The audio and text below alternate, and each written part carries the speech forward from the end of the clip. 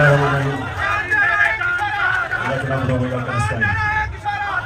सबसे पहले ILF को मुबारक देता हूं। जिस तरह आपने सुप्रीम कोर्ट और उसके अलावा भी जो प्रोटेस्ट हुई रूल ऑफ लॉ के लिए, जिस तरह आपने उसके लिए शिरकत की, तो मैं आपको मुबारक देता हूं, क्योंकि आप एक मूवमेंट का हिस्सा हो। और ये समझने वाली बात है कि ये पाकिस्तान की वो मूवमेंट है कि अगर यहाँ हम शुरू में इस मुल्क में रूल ऑफ लॉ आ जाता, जब पाकिस्तान बना था, तो ये भी मुल्क आज कोई मलेशिया सिंगापुर की तरह का खुशहाल मुल्क होता। जो अभी शदाब ने बात की कि सिर्फ एक वजह के पाकिस्तान ऊपर नहीं आ सका अब तक, क्योंकि अल्लाह ने जो ये जमीन है हर किस्म की नेमतें बख्शी है इस पर। मैं जो 3.5 साल प्राइम मिनिस्टर रहा, मुझे तब अंदाजा होना शुरू हुआ कि अल्लाह ने इस मुल्क में कितनी नेमतें बख्शी। उससे पहले मुझे भी नहीं अंदाजा था कि यहां किसी चीज की अल्लाह ने कभी नहीं छोड़ी। लेकिन जब एक मुल्क में इंसाफ नहीं होता, तो वो हजरत अली का कौल है कि कुफर का निजाम चल जाएगा, लेकिन ना इंसाफी और जुल्म का निजाम नहीं चल सकता। जो मुल्क खुशहाल है दुनिया में, जो भी आप दुनिया में जाके देख लें, जिधर खुशहाली है वहां रूल ऑफ लॉ है।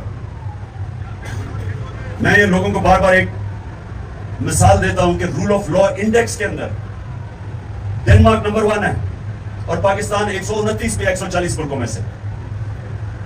डेनमार्क की औसत आमदनी पर कैपिटा इनकम $68,600 है, पाकिस्तान की $1,600 है। और अगर डेनमार्क के मसाइल और पाकिस्तान के मसाइल देखे तो कोई मुकाबला ही नहीं है। यहां हर कुछ है, 12 तो मौसम है पाकिस्तान में, और उसके अलावा जो जरखेज तरीन जमीन है। यानी हमने क्यों नहीं, आज पाकिस्तान के 1 करोड़ लोग बाहर नौकरियां कर रहे हैं, क्यों कर रहे हैं? क्या वजह कि पाकिस्तान में हमारा बेस्ट टैलेंट नहीं है? क्योंकि मेरिट सिस्टम ही नहीं है। रूल ऑफ लॉ का एक जो शाख होती है वो मेरिट होती है। तो जब मेरिट ही ना हो माशरे में, तो उस माशरे के अंदर तो कोई प्रोग्रेस का चांस ही नहीं है। न्यूजीलैंड 50 लाख आबादी है, तकरीबन 50 लाख आबादी है। पाकिस्तान की 23 करोड़ आबादी है। न्यूजीलैंड की जो क्रिकेट टीम है अभी आ रही है पाकिस्तान, 50 लाख की टीम पाकिस्तान का मुकाबला कर सकती है, हिंदुस्तान का मुकाबला कर लेती है। क्यों?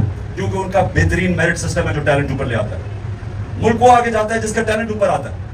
तो जब एक मुल्क के अंदर एक सिस्टम टैलेंट को ऊपर ही नहीं आने देता, तो बेस्ट टैलेंट मुल्क से बाहर है। आज आप हैरान होंगे कि किस तरह के क्वालिटी के पाकिस्तानी आज पाकिस्तान से बाहर बैठे हुए हर फील्ड में।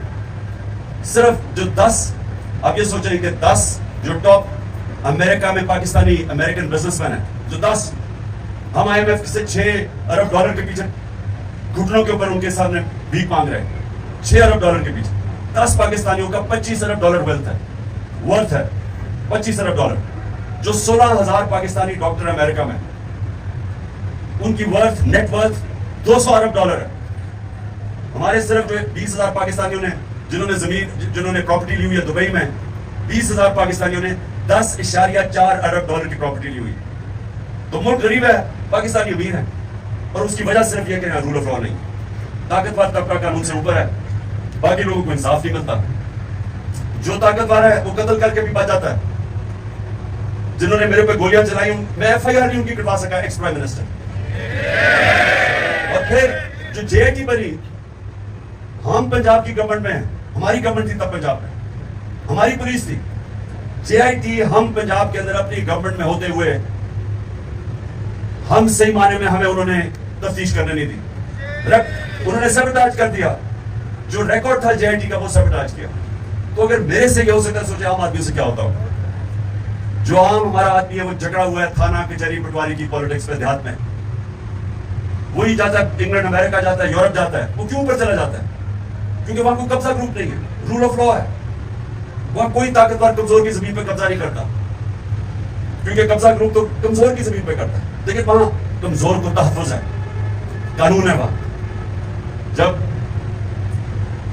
हजरत अबू बकर, हजरत उमर और जब हजरत अली खलीफा बने, सब ने पहली स्टेटमेंट दी कि हम ताकतवर और कमजोर को कानून में एक बराबर रखेंगे, ताकतवर को कानून के नीचे लेके आएंगे, इंसाफ कायम करेंगे। पहली मिशन स्टेटमेंट थी उनकी। और इसलिए मुसलमान आजाद हो गए, और वो आजाद लोगों ने एक अजीम दुनिया की सुपर पावर बन गए। तो हमारे सामने तो रुकावट ही है कि एस्टैब्लिशमेंट है वो कानून के ऊपर है। ये तो जो पार्टीज है ये चोरी करके एनआरओ ले लेती है। कभी सुना आज तक किसी यूरोप अमेरिकन किसी सिस्टम में किसी को एनआरओ मिला?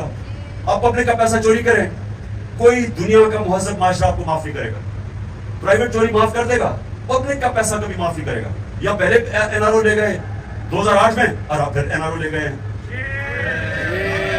एनआरओ का मतलब ये कि जो मेरे नबी सल्लल्लाहु अलैहि वसल्लम ने 1500 साल पहले तकरीबन कहा था कि जब एक कौम ताकतवर मुजरिम को सजा नहीं देती और कमजोर मुजरिमों को सजा देती है वो तबाह हो जाती है। तो यही तो एनआरओ है। ये आपके सामने वो जो उन्होंने 1500 साल पहले बात की थी आपके सामने है। क्योंकि छोटा चोर नुकसान नहीं पहुंचाता इतना। पटवारी वगैरह ये जो चोरी करते हैं या थानेदार वो क्या कर लेंगे? ज्यादा एक बड़ी गाड़ी ले लेंगे, जितना भी चोरी करेंगे वो मुल्क में पैसा रखेगा। ये इतनी बड़ी चोरी करते हैं कि इनको पैसा बाहर भेजना पड़ता है। तो पहले चोरी का नुकसान, बड़ी चोरी का, फिर जब पैसा बाहर भेजते हैं, डॉलर लेके पैसा बाहर भेजते हैं, तो डॉलर एंड कम हो जाता है, डॉलर ऊपर चला जाता है, रुपए की कीमत गिरती है, महंगाई आ जाती है, गुर्बत बढ़ जाती है।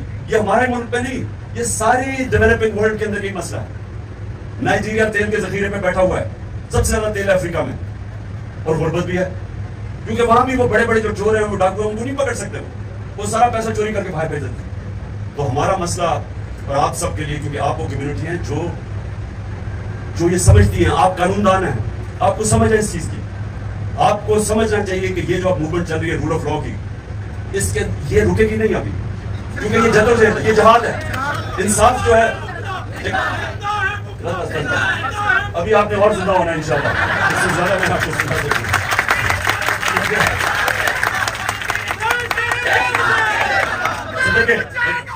बस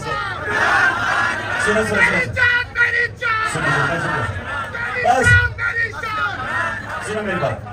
अभी सारी एनर्जी यही ना खत्म कर दे, रोजे में वैसे कम होगी, चोर में जाके कर देंगे। अभी मेरी बात सुने, आगे अभी आपके इम्तिहान है, क्योंकि इस वक्त एक बड़ा तगड़ा माफिया इस मुल्क में कानून की हुक्मरानी नहीं आने दे रहा। इन्होंने पूरी कोशिश करनी है। ये जो भी 90 दिन के अंदर जो सुप्रीम कोर्ट और हम दाद देते हैं आज सुप्रीम कोर्ट को और चीफ जस्टिस को, हर किस्म के प्रेशर के बावजूद, प्रेशर एक दो माफियाज की दो पार्टी जो इलेक्शन से भागी हुई है, इनका प्रेशर एक था और दूसरा नामालूम अफराद का प्रेशर था। तो इन दोनों ने,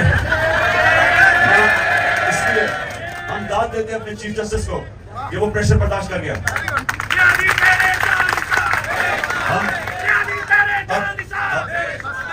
चीफ जस्टिस हम तुम्हारे साथ हैं, कदम बढ़ाओ चीफ जस्टिस हम तुम्हारे साथ हैं, कदम बढ़ाओ चीफ जस्टिस हम तुम्हारे साथ हैं, बढ़ाओ चीफ जस्टिस हम तुम्हारे साथ हैं। पूरी तेरा एक इशारा, तेरा एक इशारा, बस सुने, मैं जरा आखिरी दो बातें आपके सामने कर दूं। सुनने मेरी बात। इस वक्त इन्होंने पूरी कोशिश करनी है अभी भी इलेक्शन ना करने की, ये पूरी कोशिश करेंगे। तो इसलिए आप सबको तैयारी करनी चाहिए। हमें सबको सड़कों पे इसलिए निकलना पड़ेगा कि ये जो कानून की हुक्मरानी का असल में मकसद होता है आजादी, हकीकी आजादी जो होती है वो आती है इंसाफ से। फंडामेंटल राइट्स जब आपके एक मुल्क का निजाम उनकी हिफाजत करता है तो लोग आजाद हो जाते हैं। बस करो।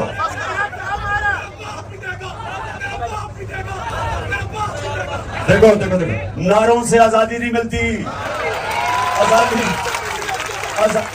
आजादी कोई प्लेट में पकड़ा के नहीं देता, जद्दोजहद करनी पड़ती है।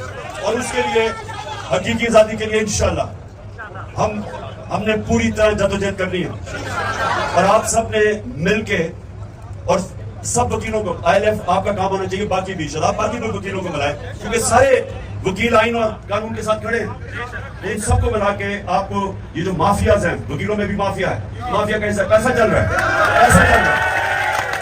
इनको तो पैसा चल रहा है। तो आपको तैयार होना पड़ेगा, नजर रखनी पड़ेगी।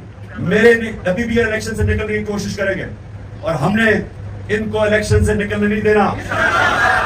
ये जो आपको पता ना, हम जब छोटे में जब क्रिकेट खेलता था बचपन में, तो जब ऐसी भी रोंदू टीमें आती थी, जब जब हारने लगती थी ना, वो विकेट उठा के भाग जाते थे। तो अब ये भी विकेट उठा के भाग रहे हैं, हम कह रहे वापस आओ खेलो मैच,